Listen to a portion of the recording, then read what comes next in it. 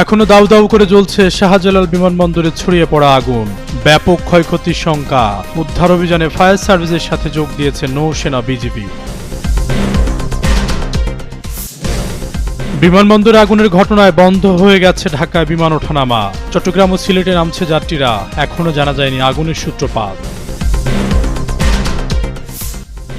জুলাই সনদ ইস্যুতে 31 অক্টোবর পর্যন্ত আলটিমেটাম নাহিদ আক্তারদের। জনগণকে সঙ্গে নিয়ে রাজপথে নামার হুঁশিয়ারি। আন্তর্জাতিক সংবাদ মাধ্যমে শেখ হাসিনার বিচার প্রসঙ্গ। মানবতা বিরোধী অপরাধে মৃত্যুদণ্ড হতে পারে সাবেক প্রধানমন্ত্রীর। প্রতিবেদন দ্য টেলিগ্রাফের।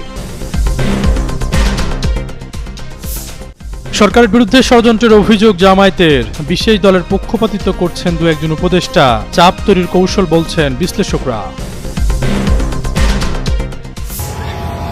হযরত শাহজালাল আন্তর্জাতিক বিমানবন্দরের কার্গো সেকশনে ছড়িয়ে পড়া আগুন নিয়ন্ত্রণ ও উদ্ধার সহায়তায় ফায়ার সার্ভিস, সেনা, নৌ ও বিমান বাহিনীর সঙ্গে যোগ দিয়েছে বিজিবি। ফায়ার সার্ভিস জানিয়েছে, বিমানবন্দরের কার্গো ভিলেজের আগুন নিয়ন্ত্রণে 30টি ইউনিট কাজ করছে। এছাড়া আরও 6টি ইউনিট ঘটনাস্থলের দিকে রওনা দিয়েছে। তবে এখন পর্যন্ত প্রাথমিকভাবে আগুন লাগার ও ক্ষয়ক্ষতির কারণ জানা যায়নি। এছাড়া আহতদের বিষয়ে এখনো কোনো খবর পাওয়া যায়নি। আগুন নিয়ন্ত্রণে কাজ করার সময় ফায়ার সার্ভিসের সদস্য সহ বেশ কয়েকজন আহত হয়েছেন। আহতদের উদ্ধার করে হাসপাতালে পাঠানো হয়েছে। আগুনের কারণে বিমানবন্দরের সব ধরনের বিমান ওঠানামা বন্ধ রয়েছে। এরই মধ্যে ঢাকাগামী 8টি ফ্লাইট চট্টগ্রাম শাহ আমানত বিমানবন্দর ও একটি সিলেটের ওসমানী আন্তর্জাতিক বিমানবন্দরে অবতরণ করেছে। ঢাকা থেকে ছেড়ে যাওয়ার অপেক্ষায় থাকা কয়েকটি আন্তর্জাতিক ফ্লাইটও ট্যাক্সিওয়েতে আটকে আছে। এদিকে ভয়াবহ অগ্নিকাণ্ডে বিমানবন্দরের চারপাশে উৎসুক জনতা ভিড় জমিয়েছেন। তারা জানান, হঠাৎ কার্গো ভিলেজ থেকে ধোঁয়া বের হতে শুরু হয়, এরপর তা দাউ দাউ করে চলতে থাকে। সরজমিনে দেখা যায়, বিমানবন্দরের 8 নম্বর গেটের সামনে হাজারো মানুষ ভিড় করেছেন। এছাড়া সিভিল এভিয়েশন গেট, বিমানবন্দর গোল চত্বর সহ চারপাশেও মানুষ ভিড় করেছেন। এর আগে দুপুর 2টা 30 খবর পেয়ে ফায়ার সার্ভিসের প্রথমে 9টি ইউনিট ঘটনাস্থলে পৌঁছে আগুন নিয়ন্ত্রণে কাজ করে। এদিকে সবার সম্মিলিত প্রচেষ্টায় ঢাকার শাহজালাল আন্তর্জাতিক বিমানবন্দরের আগুন অনেকটা নিয়ন্ত্রণে এসেছে বলে দাবি করছেন বাংলাদেশ বেসামরিক বিমান চলাচল কর্তৃপক্ষের সহকারী পরিচালক মোহাম্মদ কাউসার মাহমুদ। শনিবার বিকেল 5টায় এক বিজ্ঞপ্তিতে এই তথ্য জানান তিনি। বলেন, পরবর্তীতে বিস্তারিত জানানো হবে। তবে তিনি যখন বিজ্ঞপ্তি পাঠান, সেই সময়ে কার্গো ভিলেজের উত্তর পাশের 2য় তলায় দাউ দাউ করে আগুন জ্বলতে দেখা গেছে।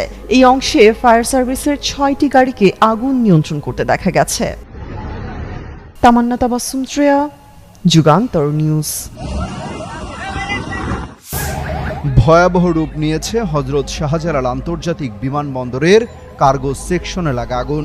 শনিবার দুপুর 2:30টার পর এই ঘটনা ঘটে। ফায়ার সার্ভিস বলছে, আগুন নিয়ন্ত্রণে ফায়ার সার্ভিসের অন্তত 26টি ইউনিট কাজ করছে। ঘটনাস্থলে যাচ্ছে আরও বেশ কয়েকটি ইউনিট। বিমানবন্দর কর্তৃপক্ষ জানায়, আগুন লাগার ঘটনা বাড়তে থাকায় ফ্লাইট চলাচল স্থগিত করা হয়েছে। ফায়ার সার্ভিসের মিডিয়া সেলের কর্মকর্তা তালহা বিন জসিম বলেন, শনিবার দুপুর 2:30টার দিকে বিমানবন্দরের 8 নম্বর গেটের কার্গো সেকশনে আগুন লাগে। খবর পেয়ে শুরুতে ফায়ার সার্ভিসের 5টি ইউনিট ঘটনাস্থলে যায়। পরে আরও ইউনিট বাড়ানো হয়েছে।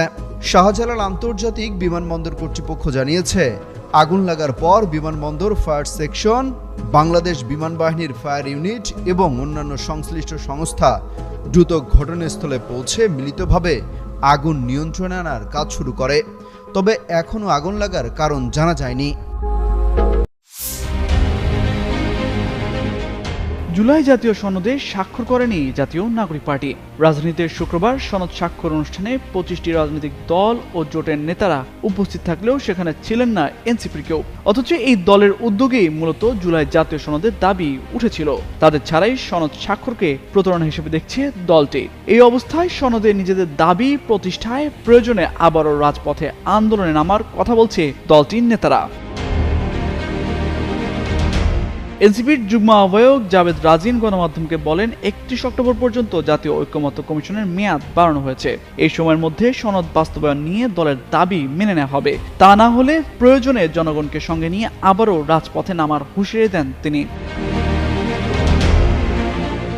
জুলাই সনদে স্বাক্ষর না করায় এনসিপির নির্বাচনে অংশ নেওয়া এবং দলটির ভবিষ্যৎ নিয়েও নানা কথা উঠছে। দলটির নেতারা বলছেন, জুলাই সনদ স্বাক্ষরে আগে 3টি দাবি জানিয়েছিল এনসিপি। সনদ বাস্তবায়ন আদেশের খসড়া স্বাক্ষর অনুষ্ঠানের আগেই প্রকাশ করা। জুলাই সনদ বাস্তবায়ন আদেশের খসড়া জনগণের সার্বভৌমত্ব অভিপ্রায় অনুসারে প্রধান উপদেষ্টা অধ্যাপক মোহাম্মদ ইউনূসের মাধ্যমে জারি করা এবং জুলাই সনদের বৈধতার উৎস জুলাই গণ অভ্যুত্থান হিসেবে অভিহিত করা। এনসিপির নির্বাচনের প্রস্তুতি এবং দাবি আদায়ের লড়াই সমানতালে চলবে বলে জানান দলের নেতারা। 31 অক্টোবরের মধ্যে ঐকমত্য কমিশনের সঙ্গে আলোচনার মাধ্যমে জুলাই সনদ বিষয়ে এনসিপির দাবি পূরণ না হলে পরবর্তী পদক্ষেপ কি হবে জানতে চাইলে দলটির সদস্য সচিব আখতার হোসেন বলেন, সনদে যতটুকু অর্জিত হয়েছে সেটাকে টেকসইভাবে বাস্তবায়ন, গণভোটের বিষয়ে ফয়সলা, নোট অফ ডিসেন্টের জায়গাগুলোকে পরিষ্কার করা, এই বিষয়গুলোতেই কমিশনের সঙ্গে আলাপ চলমান থাকবে। প্রয়োজনে দলের যে রাজনৈতিক কর্মসূচি রয়েছে সেগুলো জনগণকে সঙ্গে নিয়ে পালন করা হবে বলে মনে করেন তিনি। এনসিপির আহ্বায়ক নাহিদ ইসলাম গতকাল রাজধানীতে এক অনুষ্ঠানে অভিযোগ করেছেন, ঐক্যমত্যের নামে জনগণের সঙ্গে প্রতারণা করে একটি কাগজ সই হচ্ছে। কিছু রাজনৈতিক দল জনগণের সঙ্গে প্রতারণা করে এই কাগজে স্বাক্ষর করছে বলেও মন্তব্য করেন নাহিদ। শনিবার এমন তথ্য দিয়ে একটি প্রতিবেদন প্রকাশ করে দৈনিক আজকের পত্রিকা। তামজিদ মির্জা, যুগান্তর নিউজ।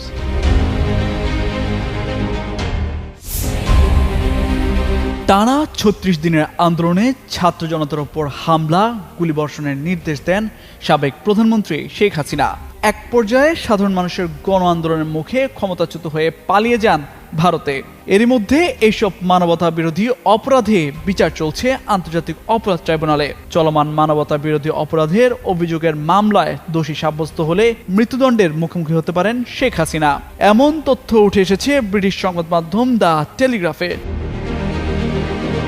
শুক্রবার দ্য টেলিগ্রাফের ওই প্রতিবেদনে বলা হয়, ৭৮ বছর বয়সী শেখ হাসিনা বর্তমানে বাংলাদেশের আন্তর্জাতিক অপরাধ ট্রাইব্যুনালে বিচারাধীন। তার বিরুদ্ধে অভিযোগ, তিনি রাষ্ট্রীয় বাহিনীকে বিক্ষোভকারীদের বিরুদ্ধে প্রাণঘাতী অস্ত্র ব্যবহার করার নির্দেশ দেন, যার ফলে প্রায় ১৪০০ মানুষ নিহত হন। প্রসিকিউশন দাবি করেছে, শেখ হাসিনার আদেশেই দমন অভিযানের সময় নিহতদের লাশ পুড়িয়ে ফেলা হয় এবং আহতদের চিকিৎসা থেকে বঞ্চিত করা হয়। শেখ হাসিনা অবশ্যই এসব অভিযোগ অস্বীকার করেছেন।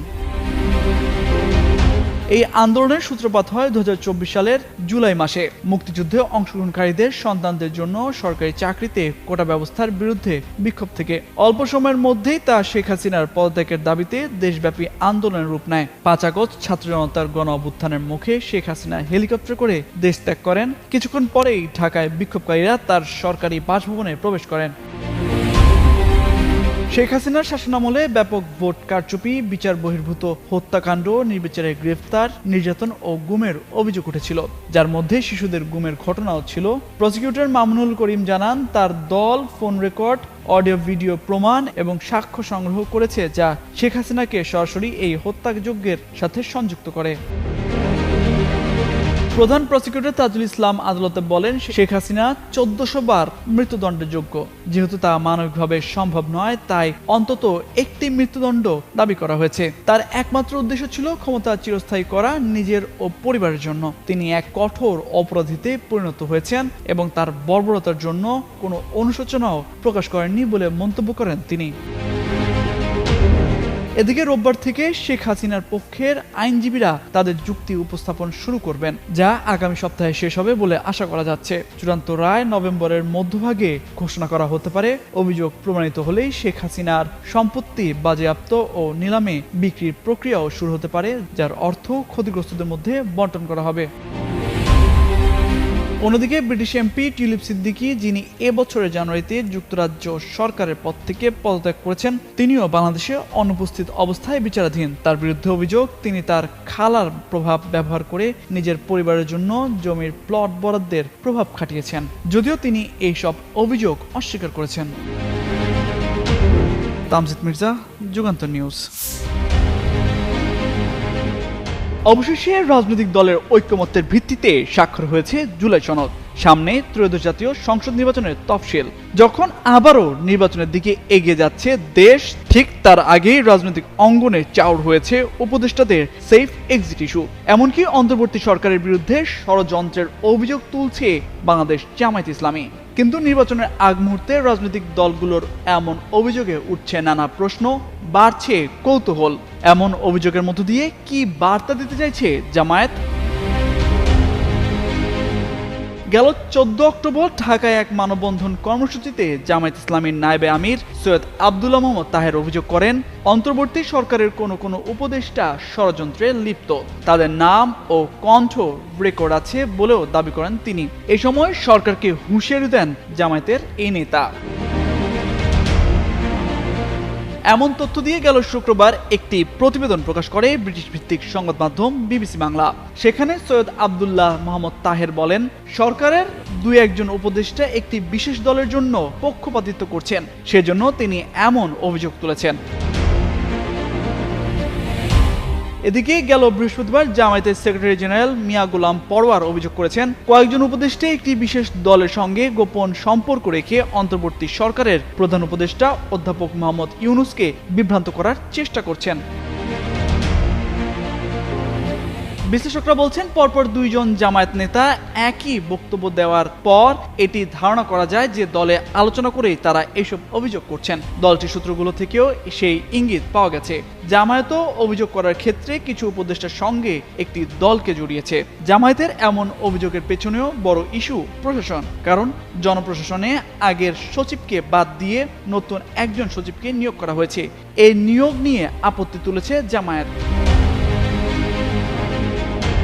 জামায়াতের নেতারা বলছেন, তারা প্রধান উপদেষ্টা অধ্যাপক মোহাম্মদ ইউনূসের সঙ্গে দেখা করে তাদের অভিযোগ ও বক্তব্য তুলে ধরবেন। ভোটের আগে ডিসিএসপি রদবদল ও প্রশাসনে পদায়ন এই জনপ্রশাসন মন্ত্রণালয় থেকেই হয়ে থাকে। সেখানে উচ্চ পর্যায়ের নিয়োগগুলো একটি দলের পক্ষে করা হচ্ছে বলেও অভিযোগ করেন তারা। এ বিষয়ে লেখক ও রাজনৈতিক বিশ্লেষক মহিউদ্দিন আহমেদ গণমাধ্যমকে বলেন, নির্বাচনে ভূমিকা থাকে প্রশাসন সহ এমন ক্ষেত্রগুলোতে নিজেদের নিয়ন্ত্রণ প্রতিষ্ঠা করতে চাইছে ক্ষমতার লড়াইয়ে থাকা দলগুলো। ফলে তারা সরকার ও প্রতিপক্ষের ওপর চাপ তৈরির কৌশল থেকে নানা অভিযোগ তুলছে। তামজিদ মির্জা, যুগান্তর নিউজ।